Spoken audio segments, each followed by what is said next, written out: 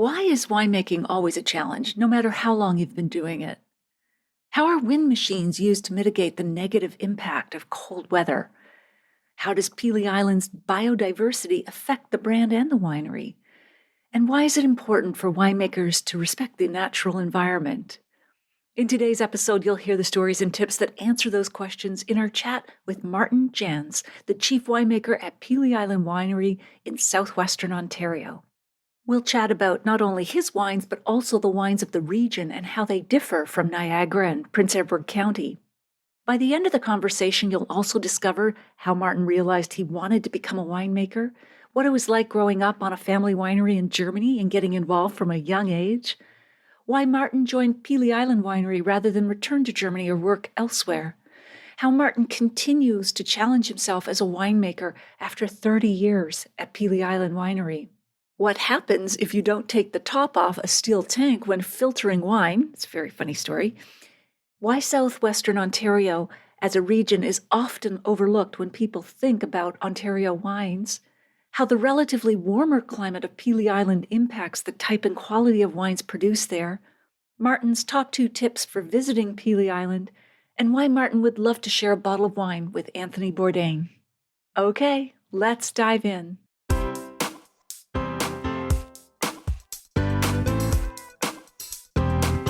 Do you have a thirst to learn about wine? Do you love stories about wonderfully obsessive people, hauntingly beautiful places, and amusingly awkward social situations? Well, that's the blend here on the Unreserved Wine Talk podcast. I'm your host, Natalie McLean, and each week I share with you unfiltered conversations with celebrities in the wine world, as well as confessions from my own tipsy journey as I write my 3rd book on this subject. I'm so glad you're here. Now pass me that bottle, please, and let's get started. Welcome to episode 302. Let's start with winners news. Yay! All right, Denise O'Connor from Hamilton has won a copy of Edward Slingerland's fantastic book, Drunk: How We Sipped, Danced, and Stumbled Our Way to Civilization. I still have 1 copy to give away, so don't assume that just because you don't email me within 3 minutes of the podcast episode being released that you have no chance of winning the book or others in the future. Plus, even when books go quickly, I keep a running list of those who contacted me, and then I reach out to them as new books become available to see if they're interested. So as the kids say, smash that buzzer and email me if you want this book or to be considered for others going forward. I'm feeling a little Oprah today, as in, you're going to get a book, and you're going to get a book, and you're going to get a book. So 3 of you will also win a bottle of our guest's absolutely delicious LOLA Light Rosé. All you have to do is email me and let me know that you'd like to win. I'll choose 3 people randomly from those who contact me. In personal news, I wanted to share with you that Wine Witch on Fire, Rising from the Ashes of Divorce, Defamation, and Drinking Too Much, has won the 2024 Award in Literature from the International Organization of Vine and Wine, or OIV. The OIV is the oldest wine award at the international level, having been awarded in 77 editions. The 2024 ceremony takes place this month in Lisbon, Portugal. And while I would have loved to have attended, September is an insanely busy month, wine-wise, and I had several commitments that I could not change. However, the little wine witch will be there in spirit as she continues to make her way into the world, thanks to you. Just FYI, the audiobook of Wine Witch on Fire is now on sale for 60% off, so that's just $8 at audiobooks.com until September 23rd. That's at audiobooks.com. You can also get it from audible.com, Kobo, Spotify, Google Play, Libro FM, and wherever else you get audiobooks. If you've been listening to it or are reading the paperback or ebook, please email me. I would love to hear from you at natalie@nataliemclean.com. I'll put a link in the show notes to all retailers worldwide at nataliemclean.com/302. Okay, on with the show.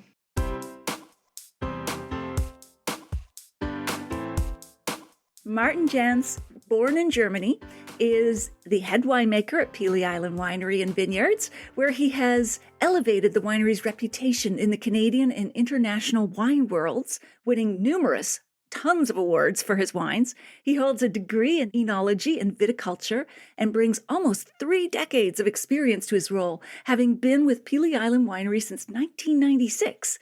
And he joins us from the winery now at Pelee Island. Welcome, Martin. We're so glad to have you join us. How are you? Thank you very much to having me and to your followers. Hello. All right. And those who are watching the video can see you. Those who will be listening to the podcast can't see you. But for either one, they don't realize you are a very tall man. Are you 6'5", something like that? I always discuss that with my daughter too, and I still don't know how to convert the meters into, I think I say 6'5", 6'6". Yeah. Yes. Yeah. I once met you in person years ago. It's 2 meters. I'm 2 meters tall. Yes. You do your conversion and then go to Google and figure it out. Get the right I think answer. It's 6'5", 6'6". Yeah. That must be hard, bending down to pick all those grapes. Not that you do it yourself, of course. So, Martin, tell us, what was the moment you realized you wanted to become a winemaker? Okay, so we start basically with a relatively easy question because my family / generations before, we had a winery in Germany, the Rheingau area, and I grew up in the wine business. Through that, yes, there was not a question that I do anything else beside to become a winemaker, because the passion with that, I got taught into it and I loved it too. That's not only taught in it, I loved it. And yes, I will be a winemaker. So probably from an early age, you were helping out on the winery? Were you picking grapes or were you working alongside your parents? Yes, and you had to do, if you're a certain age, let's say 6, 8 years old, you have to go out and have to help. It doesn't matter if it's now in the vineyards or in the cellar. Yes. So it's in your blood. Yeah. More or less, yes. And not only that I got forced into it, that's automatically, yes. It was in my thoughts. Winemaking, that will be what I will do. We are a product of our environment, so I can imagine. So there was never any question, as you said, that you would do something else. Now, you arrived in Canada in 1996. Why did you decide to join Pelee Island and not another winery? So I should go a little bit backwards. So growing up in the winery lead us a little bit the path to become to a winemaker. So it's not so easy. It's not suddenly you working for a winery a little bit and then suddenly you're a winemaker. Over there, back in the past, and I think it's still like that, in Germany, you finish your high school and your regular school. After school, you're doing 3 years apprenticeship. Apprenticeship means basically after the 3 years, you are trained cellar worker, a really trained cellar worker. That's happened after 3 years. School done, 3 years apprenticeship, you are a trained cellar worker, not a winemaker yet. At that time, yes, it was the old days. Germany still had the army stuff. After that, I had to join the army because it was mandatory. So 1.5 year, 18 months back from the army directly, and had to add another 3 years of apprenticeship to become to a winemaker. You learned in the first 3 years all the basic, and now the next 3 years get all the details to become a winemaker. That's a long training period, in addition to school. Funny that you say that, because here everybody thinks everything is so easy. It's a 6 years period to become a real trained winemaker. Almost as long as a medical doctor. So when you got to Canada, you decided to join Pelee Island. Tell us about that. Okay. After I became a winemaker, this was always in my head to do a year or maybe 2 years in an outside country. And in my head was maybe California. It was maybe South Africa, maybe it was Australia. So I always had that in my head. Then one day, my former boss came to me and said, I got suddenly a call and they're looking for a winemaker for a year in Canada. And you basically got provided with for a year accommodation, the visa will be okay, and the flight will be paid. So I don't know if I should say as a lazy guy or whatever, but no. And at that time, okay, I thought, yes, maybe I take it. Sure.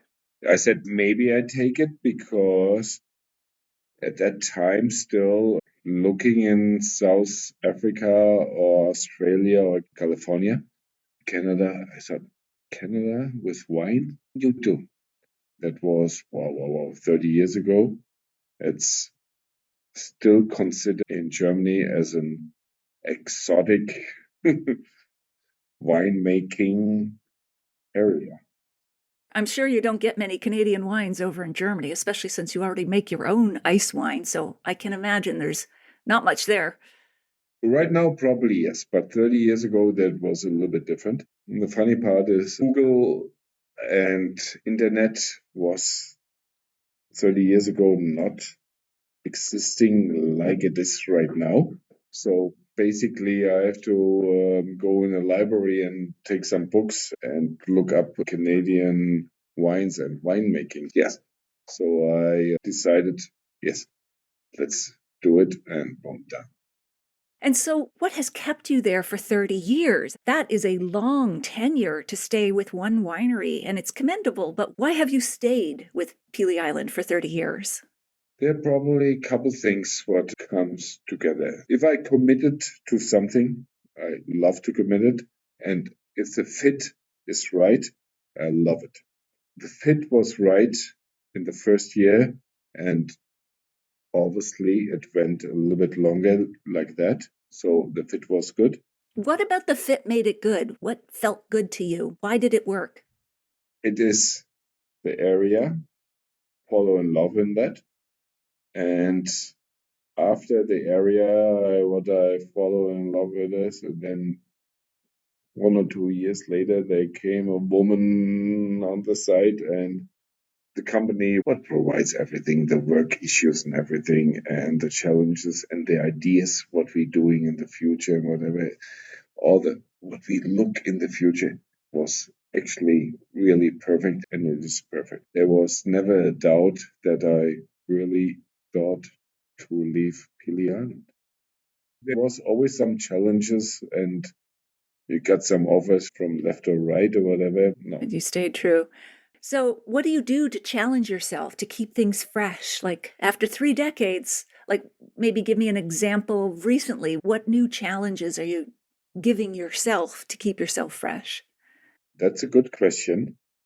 And it's actually a relatively easy question to answer that, because if you make wine every year is a challenge. It's true with the changes. Coca-Cola or Pepsi-Cola, whatever company you say, they have a recipe, they make it, they put stuff together every year, the same product out. Right.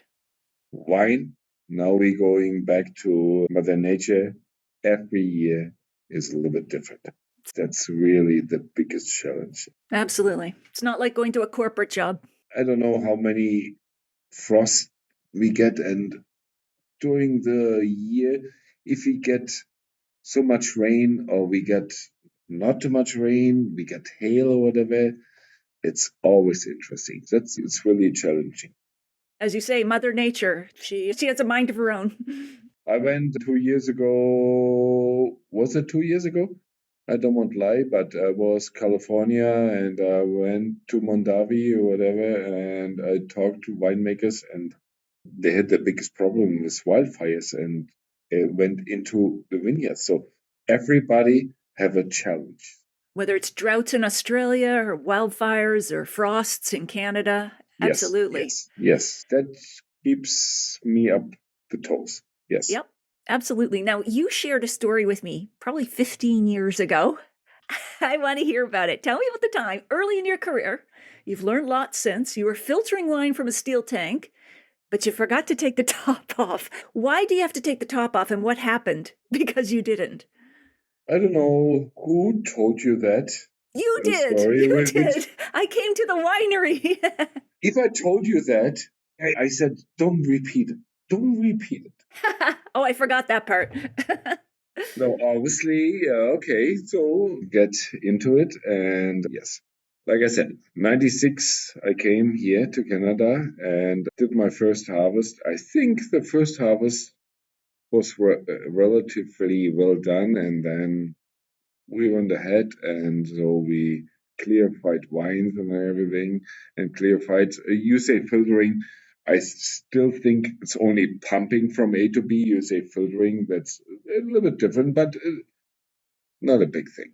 So yes, if you have a tank, what you have to pump from A to B, and then it makes totally sense that you pump the tank out and you open the top of the tank that the air is flowing into it to another tank. I forgot to open the tank and the pump is pumping out and the top was closed and the pump is still pumping and no air is coming in. So it sucks the vacuum and it's, we say that Coke or Pepsi can, the tank collapse. Oh my gosh. But this is a huge steel tank. Yes, and that's how you know how powerful are these pumps when we're pumping from A to B. Wow. I hope they was not so powerful, but they was powerful. I saw it. Basically, we started at 9 o'clock and we had at 10 o'clock a coffee break and we have 50 minutes break, came back and I heard the crumbling of the tank. So I saw that the pump is pumping from A to B and I saw that crumbling and it looked like a crushed Coke can on top of Pepsi can. Okay, I don't want any advertise for Coca-Cola or Pepsi. It doesn't It's matter. okay. It doesn't matter. Okay, and I saw that because I was only a little bit over half a year here. So I panicked and I saw it before my boss seeing it. I pumped it back and I thought that the tank is popping back to its original shape. Didn't Yeah. happen. It was not as bad as it looked, but yes. I went to my boss and I said, when is the next ticket back to Germany? I thought Oh. I get fired on the spot. But he came down and said, Martin, come down. Mistakes are happening. If you really work, always mistakes are happening. Sure. That was very understanding. Yes. So I have that still in my head. I'm And sure, especially first vintage. Oh my gosh. there's no other big mistakes what happened till then in the last. But you learn from that, and that's the thing. How you learn. Absolutely. You're allowed to pass, especially on your first vintage. Oh my goodness. Okay. Let's situate Pelee Island on a map in southwestern Ontario. So I believe it's about, you can correct me, jump in if I'm wrong on any of these facts, but it's about a 4-hour drive southwest from Niagara, about 30 minutes south of Windsor. The island is Canada's most southerly habitated point. In fact, parts of 22 states in the US are actually north of Pelee Island. It's on the same latitude as Northern California and Tuscany in Italy. So it's clearly on a latitude where winemaking is very prevalent. So Pelee Island is about 25 kilometers or 16 miles offshore, but you can get there via a 20-minute flight or a 90-minute ferry.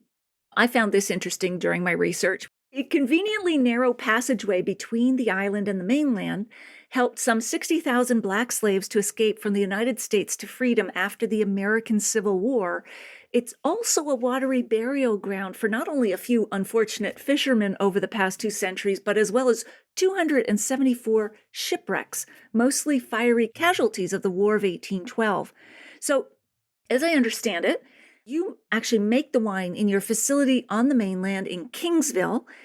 Now, wineries often want to get their grapes as quickly from the vineyard once harvested into the winery so that they stay fresh, don't get crushed under their own weight, etc. But you have to take the ferry. So what accommodations do you make for this when you pick the grapes and transport them? Do you have the ferry booked? Do you try to make it as quick as possible? Do you have any special holding tanks or trucks to keep them fresh? Going back a little bit to the whole conversation with that, the vineyards are on the island and the facilities is on the mainland. It's a big challenge. Yes. Everything, what's going over to the island, if it's produce for the people who are working there, and yes, spraying material, fertilizer, whatever. Yes, that's have to be everything organized. As well as the grapes have to come back from the island to the mainland. Yes, they have to be organized, and it's not as easy. Yes, so you organize, you do your reservations, and maybe you can add some reservations, you can cancel some reservations, but it's everything will be done. And for this year, we're doing a little bit before Labor Day, and we're doing after Labor Day. We have a certain reservations till end of October. Yeah, you pick earlier for sure because you're much warmer. But do you also pick early in the morning so that it's cooler? Do you try to pick earlier in the day or even in the early morning so that the heat isn't as intense when you're picking? Yes, we are basically when the first boat is leaving the island. Don't nail me down. I think it's 9 o'clock. Yes, we're starting midnight, even after midnight, and harvesting the grapes to getting to the boat for 8 o'clock. Yes, there is not the time frame like other wineries. They can pick it and they have it in 2 hours later on the boat, on the press. We having it, yes, 6 hours, 6 hours later. Wow. Okay. So we'll get back to the warmth and the heat units, but let's talk about the winery and the history. Pelee Island, of course, is the cradle. It's where Canadian winemaking started, and Canada's first estate winery on the island was named Vin Villa, and it opened in 1866. I don't think a lot of people think about that, predating Niagara wineries by decades. Early settlers came from Ohio and Kentucky and made wine from Nebraska grapes. In 1870, the winery won its first medal in competition at a Paris wine tasting. I found that phenomenal because this was at a time when there were only 2 steamboat crossings a week to the island. There was no telegraph or postal service, let alone ATMs or Starbucks. And there were no flying winemakers or consultants to help with winemaking on the island. Now, commercial winemaking, as I understand it, collapsed under the weight of the Temperance Act of 1916, the war, and the Depression, and it didn't resume until Pelee Island Winery opened in 1983. So is there anything about the history of Pelee Island winemaking that surprises or inspires you? No, like you said, inspiring. It's that happened already in the late 80s and then beginning 90s. That's inspiring that. And before I came, I had no idea about that. When I came a year later or 2 years later, yes, I looked up a little bit more the history about that, and I was amazed about that too. Don't nail me down, but if that's the 1930s or what, 1920, 1930s, the prohibition wouldn't work. Obviously, it worked, and if we still could grow grapes or whatever, there would be still grapes on the island. By the way, the rumor is still there. In the 90, when was it, 30s or whatever, Al Capone had an hump there on Pelee Island to get. Oh, he had a house on Pelee Island? No, not a house, a hump or whatever. He had the connections, get alcohol.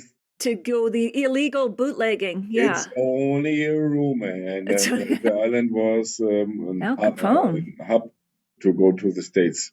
I'm sure it was. It's been a hub for many people and even animals. Okay, so today Pelee Island is one of 15 wineries that are part of the Lake Erie North Shore wine region, which is one of 4 major wine regions in Ontario, the others, of course, being Niagara on the Lake, with about 30 wineries, Niagara Escarpment, 60, Prince Edward County, about 45. The Lake Erie North Shore region embraces the counties of Kent and Essex and has about 1,200 acres under vine and specializes in the classic grapes like Chardonnay, Riesling, as well as hybrids, Vitel Blanc. There's Merlot, Pinot Noir, Cabernet Franc, Cab Sauv, and Baco Noir. Pelee Island is also the largest of 13 islands that comprise the North Erie Archipelago, a series of islands, and are now part of the new VQA sub-appellation called South Islands. So when many wine lovers, Martin, though, think about Ontario wine, they think about Niagara first and then perhaps Prince Edward County. Why do you think they often overlook Pelee Island and Southwestern Ontario beyond the fact that Niagara is larger and closer to Toronto, especially when you have such a long history of making wine and the quality of your wines has been proven over and over again in international competitions? I know you said that I should overlook that. Toronto is close to Niagara, but I think that's a major factor in the whole story, yes. I think here in our area, experience from the last years where, yes, we're getting people from from the London area, and yes, we're getting in people from Michigan. I think the location basically is a big factor. People in the metropolitan area like Toronto, whatever, they worried about the 4-hour drive to come down to us. It is So, significantly yes, longer. Yeah. And then you have to take the ferry. So there are people who are doing that, but yes, absolutely. And we're going to tell them why they should visit. So, as we said, this is the country's warmest wine region. Half of Ontario's greenhouses are located in your region. It's famous for Leamington tomatoes, and you benefit from 200 frost-free days and the highest accumulation of heat units. And that is when the temperature during the growing season is above 10 degrees Celsius so that the grapevines are actually growing. And this is a lot more than Niagara gets. How does this impact the type and quality of wines you produce? it's not a lot more. Through looking up a little bit with the heat unit frost-free days, I did some research years ago, no, not years ago, 2, 3 years ago too. Yes, we have more frost-free days than Niagara. We have more heat units than Niagara, but it's not as much as you think. But yes, we are still, like I try to say, and I always tell that on the tour, we are the banana belt of Canada. Why do you say banana belt? That's a good question. Oh, whoa. Now you got me.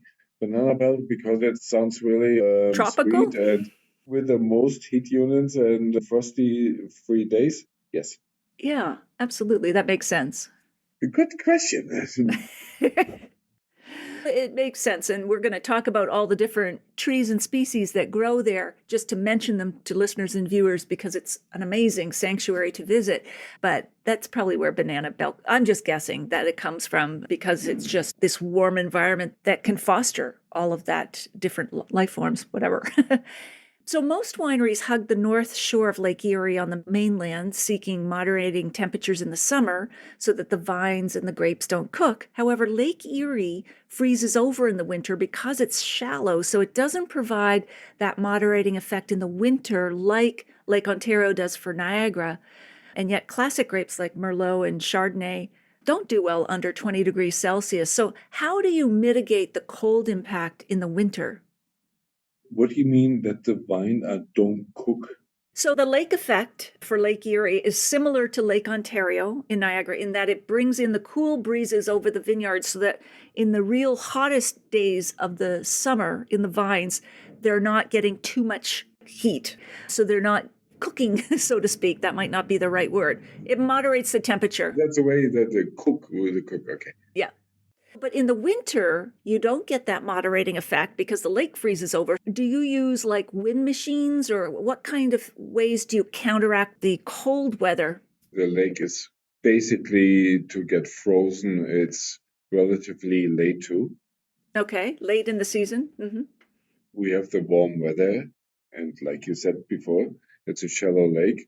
in the wintertime before it starts freezing.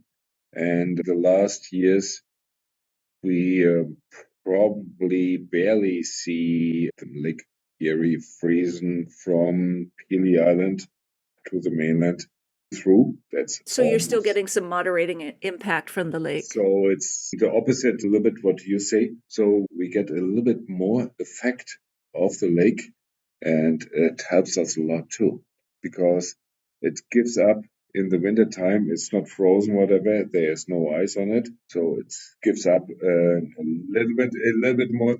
It's so funny it sounds. If it's half a degrees or a decrease, or maybe 1.5 degrees, it still helps. That makes a difference, even that small temperature change. People don't realize that, but yes. And do you use wind machines as well? Yes. Okay, so what's happening there? You're taking the cold air off the floor of the vineyard and then bringing in warm air, because hot air rises, we know that. To explain that a little bit easy, and probably a lot of people will shake their head or whatever, but what I think it's, you start a wind machine, air is flowing, I think it's physics. If some air movement is, there's friction, is creating some heat. And so funny it sounds. The wind machines, when they're doing that, they can doing 2 to 3 degrees Celsius. They raise the temperature by 2 to 3 degrees. Wow. Sometimes that's exactly the point what you needed. Yeah. If it gets really cold, 2, 3 degrees means nothing. But from experience right now, there is sometimes exactly that time when we need that 2, 3 degrees. So a wind machine, if you want, let me think, 22 feet high. The wings are probably up to 10 feet. In the span. Wow. In the span, yes. And obviously, yes, the right time when you have to do it, when the weather report said, yes, we should do it. So we start that, and they can increase the temperature on the ground by 2 to 3 degrees, or maybe. That's fantastic. So your labels feature many flora and fauna found on the island, but these are not to be confused with the critter labels dreamed up by marketing focus groups. Your creatures actually live on the island, and you came up with these labels far before the critter craze started. In fact, there are more than 100,000 species of plants, insects, birds, and animals that inhabit Pelee Island, making it a nature lover's paradise. There are many plants found there that are not found elsewhere in Canada, such as tulip trees, sassafras, Kentucky coffee trees, several species of reptiles and amphibians, as well as birds such as orchard oriole, the Carolina wren, peregrine falcons, and my favorite, just because of the name of it, the yellow-billed cuckoo. They are all living on the northern edge of their inhabitable range on your island. You're also part of the Carolinian zone. It's an ecological region in southern Ontario that represents the northernmost point of deciduous forests, the type of trees that shed their leaves annually. And it's stretched down into the United States, into the Carolinas, thus the name Carolinian. Point Pelee National Park also has a massive collection of freshwater marshes left by the Great Lakes with miles of sand dunes, woodlands, and meadows. Just sounds beautiful. For our listeners and viewers, I want them to know it's not just the winery as to why you should visit. It's this nature lover paradise. No question about that. I also hear that tens of thousands of monarch butterflies hold a convention for a couple of days on your island each year in September before they flutter their way down to Mexico for the winter. The island is a critical stopover point for them to rest and feed before they carry on their journey. That must be gorgeous. You have a wine with a monarch butterfly on it, do you not? Maybe you want to show us that one? Yes, I think we have. Yeah. Beautiful. Look at that. The monarch butterfly is actually an endangered species. It's on your Vidal Blanc wine, and it has these jeweled tones of orange and black. It's just simply gorgeous. Now, you have some other bottles there, but I think we will get to our tasting given time is flying. You have a red-winged blackbird, a pear cactus, and there are others that are on your labels. Is your respect for the island's ecosystem and highlighting it on your labels why you don't use insecticides, but rather natural fertilizers and follow the World Wildlife Federation farming guidelines? As a winemaker, you should not think about that. That should be an automatically thing to respect the nature, whatever. And we do that, yes. And there's probably other wineries they maybe handle a difference, but so far as I know, all other wineries, what I know, whatever, they following that too. And then it should be a natural thing that that the winery should respect what Mother Nature gives you. Pay a little bit back. The pay a little Respect. bit back is maybe respect. Yes, yes, exactly. So you respect that, and then what you said before that, yes, and that's a part of respect. You also do that in that you reforest unproductive land and use natural groundwater to compete with the vines so that they produce more concentrated fruit. Let's go to the LOLA Light Rosé, which I've been just dying to open here. Do you have yours there too, Martin? Yes, ma'am, I will have it. So Let's open it. if we talk about the same bottle, let's see. If we okay, let's open it. Absolutely. Yeah. So this only has 9% alcohol. Beautiful, refreshing rosé, which is so summery, but also I think I drink this year round. Tell us about how you made this wine. Like, how did you pack so much flavor into it and yet so low on the alcohol? No, the flavor is coming year by year. That will be naturally, but I think that will be the trend in the future, anyways. That we are going a little bit to the lighter side. I think we have 2 years now, Lola Light, and the first year we started a little bit to start with that, and it was well, okay. People loved it, and that's I think this vintage what you have right now is the second year, and it's getting more, and you will see in the future it's get more and more trendy. Yeah. People are looking for lighter alternatives, although they still want it to taste great, you know? Yeah, yeah. The Lola Light is around 95% Vidal, what is a white grape variety, and 5% red. You make a number of different rosés. You have 3 or 4 different We rosés. have Peely Pink, yes. We have the Bella. We have the red, I should say, not regular, but the other Lola Rosé, what organic one. What is basically, A regular Lola, right? With regular alcohol level? Like yes, that's 12, 13% or something? Yeah. 12, Yeah. 12 and a half, yes. And then you have these little guys, these little 200 mil, I think they are. Yeah, They're so cute. there's a regular Lola, and that's a regular Lola. It's like a me and a mini me. You've got these little mini bottles, which I would think are ideal for a wine tasting or someone who just wants to do a little sampling. At first, it's so funny it sounds. I thought we do it only for golfers. Oh, for golfers. I'm golfing a little bit too, and they open the bottle or whatever, or a beer can, and they go from hole to hole, and they can't close it. So Yeah. I didn't say that official, okay? Cut that out. Sure. We won't check your golf bag or your caddy. But what would you pair with this Lola Light Rosé? What would make a great pairing for you, Martin? This wine, relatively easy. Go on your patio and have whatever you have, shish kebab, or you have chicken or whatever on your barbecue. It's 25, 30 degrees outside there. Have it before the sun goes down. When the sun goes down, then you switch over to some things. But in the middle of the day, that will be perfect. Oh, I love that you pair wine by the hour. So, yes, this would be good pre sunset and then maybe a more full bodied red or something at night as you're sitting around the campfire telling stories and cozying up in a blanket.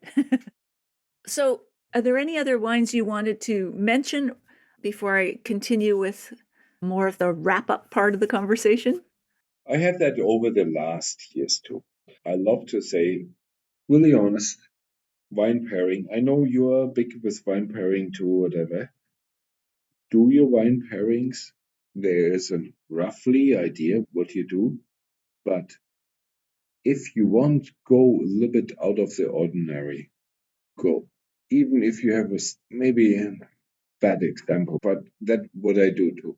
if I have a steak in the middle of the heat, it's July and we have 30 degrees outside, I drink a heavy Chardonnay with that. It don't have to be always red, like what the books are saying. Sure.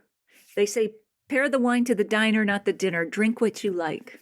Perfect. No, we're totally in agreement with that. And it's, yes, there are rules you should follow, roughly. It gives you a guideline. But if you go a little bit left and give it a little bit right, or that's the other way, or whatever, yes, but do it, whatever you think.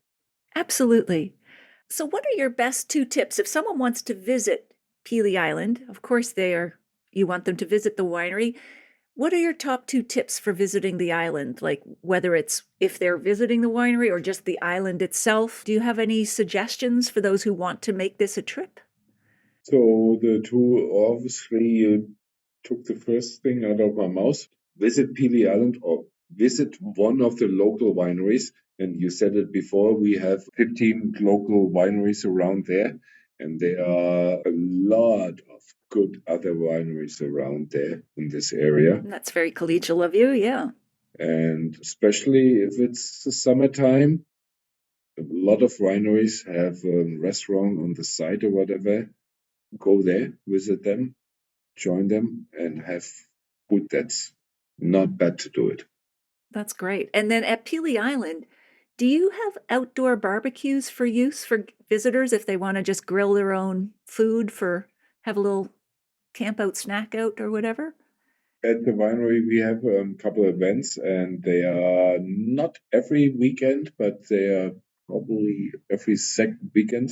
Yes, and we provide, there will be always somebody who it's a pizza or if it's burgers or whatever, they will be and with the band, and we will have some special occasions and we'll do that. Yeah, awesome. And I'll just throw in there that while you visit Pelee Island, there's a restored lighthouse. You can go scuba diving, hiking, biking. You can see the historical, geological, and archaeological artifacts of early winemaking at the Pelee Island Heritage Center. And of course, there's Point Pelee National Park. That's one of the 2 points I would mention. That Point Pelee is always beautiful to see that. Beside Pelee Island Winery or another winery. Yes. For sure. Martin, if you could share a bottle of wine with anyone in the world, living or dead, who would that be? You know what? That's a good question. Anthony Bourdain. Oh, the chef. He did Kitchen Confidential and then on TV, No Reservations. Layover reservations. Yes. Yeah. If he Why do you would pick be, him? because I think the character, what he had, I think he was a little bit dark and a little bit interesting. And I don't know, a couple of people tell me that I am that too. You're dark and interesting. No, I don't say that. I don't. No, people have told you that. No, he had a wit and a fascination with food and wine, for sure. We're talking about him in the past tense because he did die. But it's not only about the food, whatever. I would a little bit more the lifestyle, what he's thinking about it. I think there's a little bit more behind that. But Yeah. so Yeah, absolutely. yes. Which bottle of wine? I let him choose. Oh, you let him choose. Okay. I would. He tell me whatever he want, and I would open that. So that would be no question. But yes, I would love to do that with him. Yes. I'm sure he would have loved to visit Pelee Island. He was a world traveler. And trust me, he would, not knowing my name at all. You probably don't know Pelee Island at all, but if he would have the chance, I would love to meet him. Yes. That's awesome. I love that pick. Yes, I love his writing. It's done. It's done. Yeah. Is there anything we haven't covered, Martin, that you'd like to mention? I think we covered everything, and I don't want to get into talking about how Pelee Island have the greatest wines or whatever. The wineries have really good wines too. So Very, very diplomatic way to sneak that in, yes. But it's a customer choice anyway, so I think so they can choose. I think we're doing a really good job here at Pelee Island, and yes. Absolutely. The awards and scores prove it. Other wineries are good too. The rising tide lifts all the boats when you work together as a region. Martin, this has been wonderful. Where can people find you and your wines online? Website, it's Pelee Island. Go Google Pelee Island and you will find us. Okay. And the book. Yeah, absolutely. We'll put the links in the show notes. The winery is on social media, so we'll put all of that for those who are searching for that, because people can also order directly from you. They don't have to just go to the liquor store and you ship. No, we have e-commerce, yes. Yeah, and you ship directly to their doorstep. Yeah. Sorry to have that not on file or whatever, but yes, we will do, yes. Absolutely. You will get the information that you can hook it up the links. Yeah, I'm a no winemaker, worries. I'm not a salesperson. That's the thing, you know? No worries.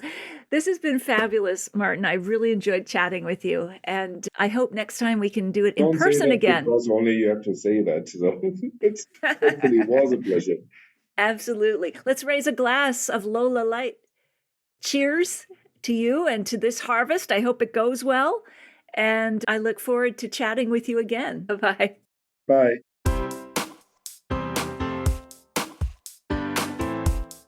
Well, there you have it. I hope you enjoyed our chat with Martin. Here are my takeaways. Number 1, why is winemaking always a challenge, no matter how long you've been doing it? Well, Martin observes that if you make wine, every year is a challenge. He doesn't want to make Coca-Cola in the sense of following the same recipe every year and getting the exact same product.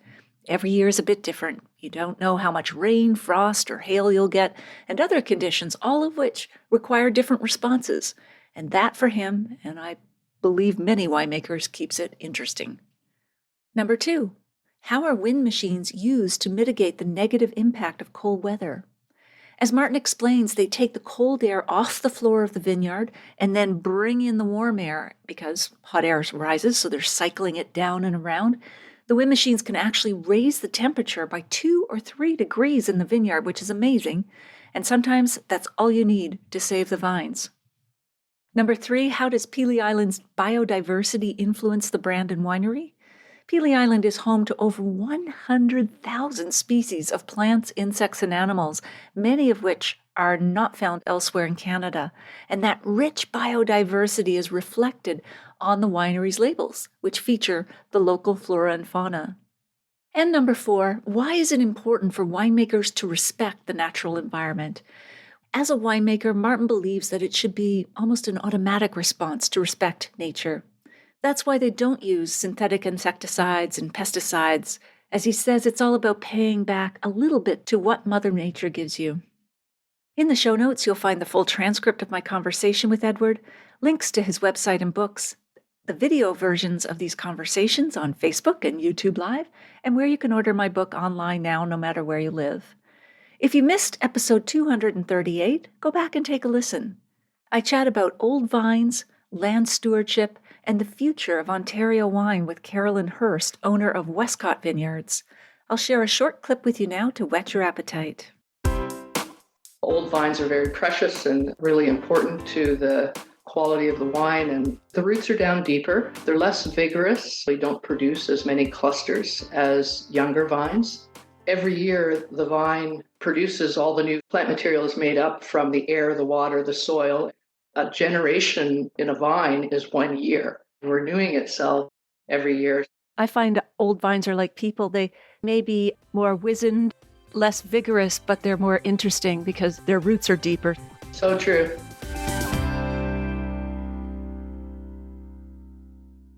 You won't want to miss next week when we chat with Adam Lechmere, the publishing director of Académie du Vin Library, who has been writing about wine for 25 years, contributing to Decanter, World of Fine Wine, The Guardian, and other publications.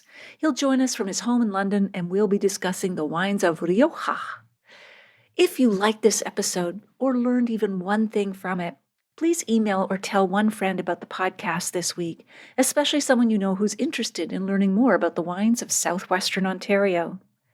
It's easy to find my podcast. Just tell them to search for Natalie McLean Wine on Apple Podcasts, Spotify, their favorite podcast app, or they can listen to the show on my website at nataliemclean.com/podcast.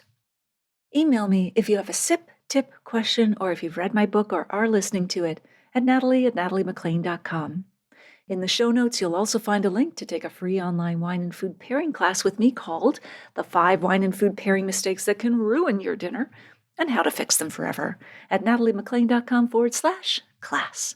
And that is all in the show notes at nataliemclean.com/302. Thank you for taking the time to join me here. I hope something great is in your glass this week. Perhaps a wine from Pelee Island that celebrates the flora and fauna there.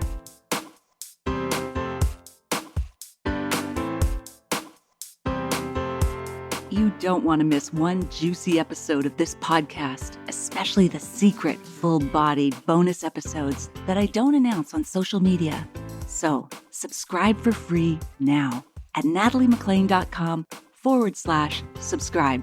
Meet me here next week. Cheers.